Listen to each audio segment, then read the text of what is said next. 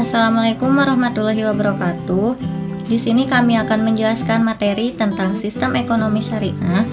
Sebelumnya izinkan kami memperkenalkan diri terlebih dahulu.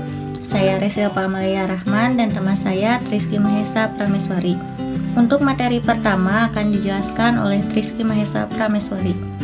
Yang pertama, apa itu sistem ekonomi syariah? Sistem ekonomi syariah merupakan suatu sistem ekonomi di mana dalam pelaksanaannya berlandaskan syariat Islam dengan berpedoman kepada Al-Quran dan hadis.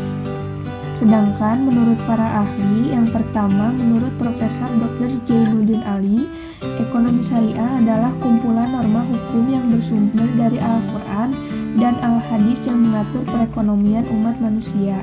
Yang kedua menurut M.A. Manan, ekonomi syariah adalah ilmu pengetahuan sosial yang mempelajari masalah-masalah ekonomi rakyat yang diilhami oleh nilai-nilai Islam. Dan yang ketiga menurut Nasution, sistem ekonomi Islam adalah suatu sistem ekonomi yang didasarkan pada ajaran dan nilai-nilai Islam yang bersumber pada Al-Quran, As-Sunnah, Ijma, dan Qiyas atau sumber lainnya. Untuk materi selanjutnya akan dijelaskan oleh saya sendiri, Resil Palmalia Rahman. Tujuan sistem ekonomi syariah. Yang pertama, memastikan untuk setiap orang kebebasan untuk mematuhi nilai-nilai moral. Yang kedua, memastikan stabilitas dan juga pertumbuhan ekonomi. Yang ketiga, mencegah terjadi pemusatan kekayaan dan meminimalkan ketimpangan dana distribusi, pendapatan, dan kekayaan di masyarakat. Lalu, ciri-ciri sistem ekonomi syariah. Yang pertama, adanya pengakuan terhadap hak individu namun dibatasi agar tidak terjadi monopoli yang merugikan masyarakat umum. Yang kedua, adanya pengakuan akan hak umat atau umum, di mana hak umat lebih diutamakan dibanding hak lainnya.